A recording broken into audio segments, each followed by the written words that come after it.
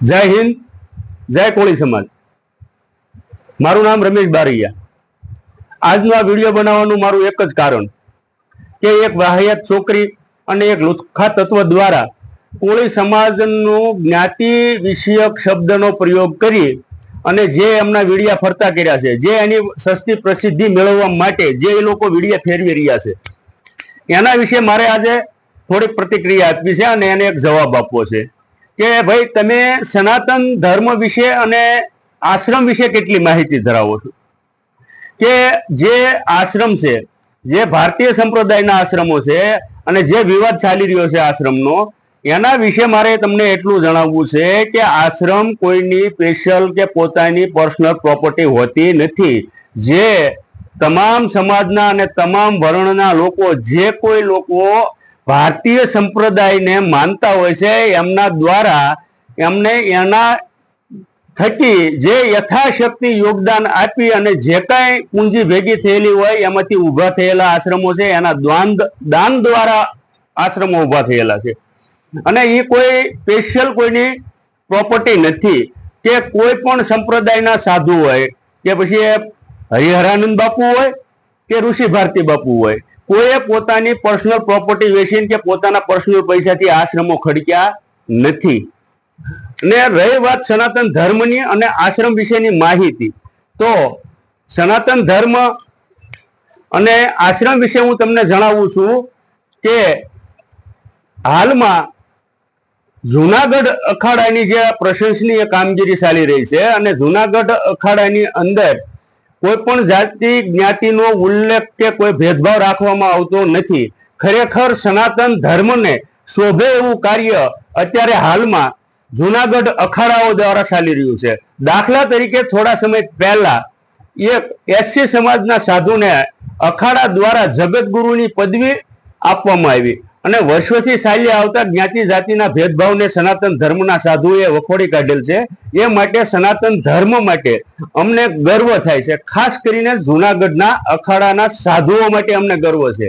અને હાલ જે કાંઈ વિવાદો ચાલી રહ્યા છે એની અંદર મારે એટલું પૂછવું છે અને એટલું જ કહેવું છે કે જે વાહિયાત છોકરીએ જે જ્ઞાતિ જાતિમાં પોતાના અને ખાસ કરીને કોળી સમાજનો ઉલ્લેખ કર્યો છે, એના વિશે મારે એટલું કહેવું છે કે 18 વર્ણની વાતો તમે જે કરી રહ્યા છો કે સાધુઓને કોઈ જ્ઞાતિ જાતિ હોતી નથી અને સનાતન ધર્મમાં સાધુને કોઈ જ્ઞાતિ જાતિનો ભેદભાવ પણ હોતો નથી અને એને કોઈ લેવા દેવા હોતા નથી, તો મારે એટલું પૂછવું છે કે ભાઈ જે આપણા એક પૂજનીય સાધુ ભારતીય આશ્રમના સાધુ કે જે દેવ થઈ ગયા વિશ્વંભર ભારતી બાપુ, ત્યાં એ કઈ જ્ઞાતિના હતા અને અત્યારે હાલમાં જે વિવાદ ચાલી રહ્યો છે એની અંદર જે હરિહરાનંદ ભારતી બાપુ છે એ પણ કઈ જ્ઞાતિના છે અને જુનાગઢ જગ્યાના લઘુ મહંત અને બીજા પણ આશ્રમનો વહીવટ કરતા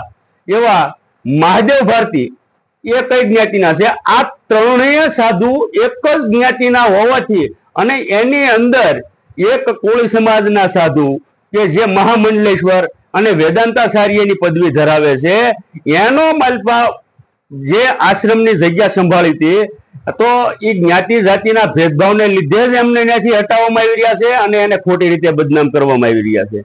તમે એવું કહો છો કે જ્ઞાતિ જાતિનો ભેદભાવ નથી, તો આ ત્રણેય સાધુઓ કેમ એક જ જ્ઞાતિના છે? ભાઈ, હવે મને મળતી માહિતી પ્રમાણે મારે તમને એટલું જણાવવું છે કે એક તમારા આશ્રમના સાધુ જે પોતાના કાંડ બહાર ન આવે તે માટે પોતાની જાતે પોતાના લમણે રિવોલ્વર મેકી અને જાતે ગોળી ખાય અને પોતાનું જીવન ટૂંકાવે છે અને એ કાંડ પણ તમે રાતોરાત દબાવી ગયો છો। બીજું કે જે તમારો ભાડા વાટિયા વાળો આશ્રમ છે બાપુ, એની અંદર એક છોકરી જે અત્યારે હાલમાં વિડિયા બનાવી રહી છે, એ દીકરીના એ છોકરીના જ્ઞાતિની છોકરી અને એમાં ખાસ કરીને અમરેલી જિલ્લાના લીલિયા તાલુકાના એક ગામના આશ્રમના મહંત દ્વારા દુષ્કર્મનો ભોગ બની જે એક આશ્રમના મહંતનું કાંડ બહાર આવ્યું હતું, એને પણ તમે રાતોરાત દબાવી દીધું। બરાબર. અને તમે અત્યારે અમારા સાધુ વિશે કે કોળી સમાજના સાધુની પાછળ અને તમે હજારો ષડયંત્રો રચ્યા. અમને દુઃખ થાય કે તમે એ બાબતમાં પણ કોળી સમાજનું નામ લ્યો અને કોળી સમાજ આમ, કોળી સમાજના સાધુ, કોળી સમાજનો ઉલ્લેખ કરે, કોળી સમાજને વાતો કરે તો તમને એમાં પણ તકલીફ થાય. કેવડિયા આશ્રમના એક હિન્દી ભાષી સાધુ, એમનું પણ એક કાંડ બહાર આવ્યું હતું, એને પણ રાતોરાત દબાવ્યું બાપુ. અને એક માહિતી મને મળતી માહિતી પ્રમાણે હજુ એક તમને કાંડ કહી દઉં તો એક મામાદેવના ભુવા જે તમારા સંસ્થાના સાધુ છે એમનું પણ પ્રકરણ બહાર આવ્યું હતું, એ પણ રાતોરાત દબાવી દેવામાં આવ્યું. જે સાધુ એમના આશ્રમમાં 6 મહિના સુધી ગેરહાજર રહ્યા તો તમે એમનું તો ક્યારેય કીધું નહીં અથવા તો એમના ક્યારેય કાંડો બહાર ન આવ્યા. આ તમારી કેવી માનસિકતા ભાઈ? બરાબર. બીજું રહી વાત કે તમે જે કઈ કહો છો કે કેવડિયા આશ્રમની જગ્યા કે કેવડિયા આશ્રમ કે જે કાંઈ હોય તે તમારું, બરોબર. અમારે આશ્રમ મારે કાંઈ લેવા દેવા નથી.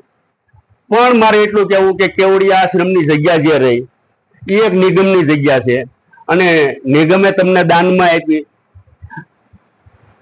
નિગમે તમને દાનમાં આપી પણ એ દાનવાળી જગ્યા ઉપર તમે આશ્રમનો એને કહેવામાં આવે, આશ્રમ એને કહેવામાં આવે છે કે જ્યાં કોઈ પણ સમયે કોઈ ભૂખ્યો દુખ્યો વ્યક્તિ જાય એને સમયે ત્યાં ભોજન પ્રસાદ મળી રહે અથવા તો એને કોઈ દુઃખ હોય એમનું જે કાંઈ હોય ભારણ એ ત્યાં સાંભળવામાં આવે અને એક જાતનો આશ્રમ કહેવામાં આવે. અને એ આશ્રમની જગ્યામાં તમે અત્યારે હાલમાં હોટલ બનાવી અને એ હોટલની જેમ તમારા આશ્રમનો ઉપયોગ કરી રહ્યા છો અને એ આશ્રમમાં તમે પૈસા લઈ અને રૂમો ભાડે આપો છો. તો આ તમારા પ્રકરણો ક્યારેય ક્યાંય કેમ બહાર નથી આવતા ભાઈ? અને એ તમે કેમ બહાર આવવા નથી દેતા? રાતોરાત તમે તમારા પ્રકરણો દબાવો છો. કોળી સમાજના સાધુએ આમ કર્યું, ફલાણું આમ કર્યું, ફલાણું ઢીકડું આમ કર્યું, કોળી સમાજને ગુમરાહ કરે છે, કોળી સમાજની વાતો કરે છે. તો મારે મારા સમાજને એટલું કહેવું છે કે જે લોકોએ અત્યારે સુધી જે આપણા ઋષિ ભારતી બાપુ સાથે જે લોકોએ સેલ્ફી લીધી છે તમામે બાપુને સપોર્ટ કરવો જોઈએ. અને કોળી સમાજના બાપુ જે મહામંડલેશ્વર છે, જે વેદાંતાચાર્ય બન્યા છે, જેમની માથે અત્યારે આ લોકો માછલા ધોઈ રહ્યા છે, તો એમને જડબા તોડ જવાબ આપવાનો સમય આવી ગયો છે. અને આપણે બાપુને આપણા દિલથી આપણા હૃદય ઉપર હાથ રાખી અને સપોર્ટ કરવો જોઈએ. મારી એટલી જ માંગણી છે. જય કોળી સમાજ.